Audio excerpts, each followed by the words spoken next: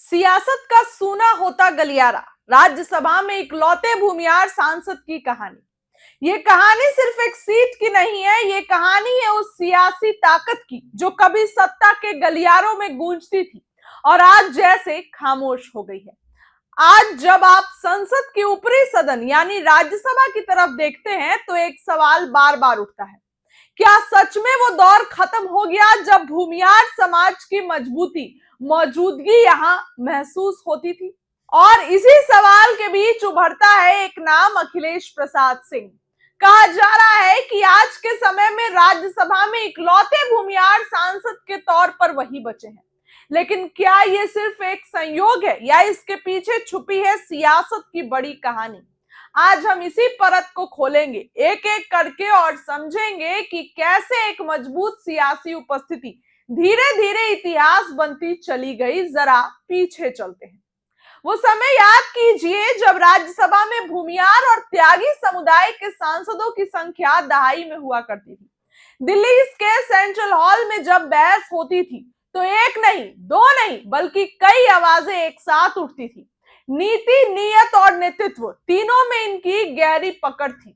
उस दौर में ऐसा लगता था जैसे सत्ता के हर फैसले में इस समाज की सीधी भागीदारी है। लेकिन वक्त बदला, राजनीति बदली और समीकरण भी। कुछ साल पहले की ही बात है जब राज्यसभा में भूमिहार सांसदों की संख्या 6 तक थी। नाम भी बड़े थे, पहचान भी मजबूत। विवेक ठाकुर, राकेश सिन्हा, रावती रमन सिंह, महेंद्र प्रसाद, एडी सिंह और साथ में अखिलेश प्रसाद सिंह। ये वो टीम थी जो अलग अलग दलों में रहते हुए भी एक सामाजिक पहचान को संसद में जीवित रखे हुए थी। लेकिन फिर एक एक करके ये चेहरे राज्यसभा से धीरे धीरे बाहर होते गए। कोई कार्यकाल खत्म होने से, कोई पार्टी की रणनीति बदलने से और कुछ सियासत के नए समीकरणों में फिट नहीं बैठ पाए।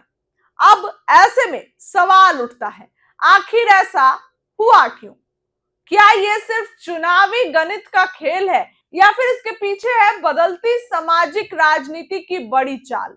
देखिए, बिहार की राजनीति हमेशा से जातीय समीकरणों के इर्द गिर्द घूमती रही है।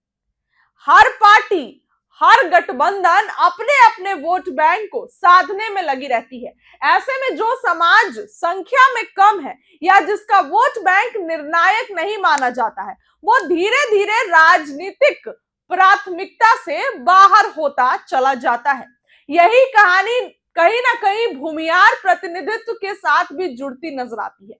पहले जहां इस समाज का प्रभाव सत्ता के हर स्तर पर दिखता था, आज वो सिमट कर एक नाम तक आ गया है और वो नाम है अखिलेश प्रसाद सिंह।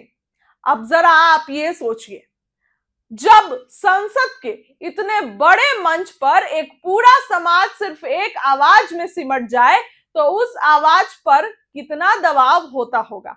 हर मुद्दा, हर बहस, हर बार वही एक चेहरा और जो अपने समाज की उम्मीदों को लेकर खड़ा होता है। ये सिर्फ राजनीति नहीं है, ये प्रतिनिधित्व की लड़ाई है, पहचान की लड़ाई है। और शायद यही वजह है कि आज ये मुद्दा एक बार फिर से जोरों शोरों से चर्चा में है। लोग पूछ रहे हैं, क्या आने वाले समय में ये स्थिति बदलेगी?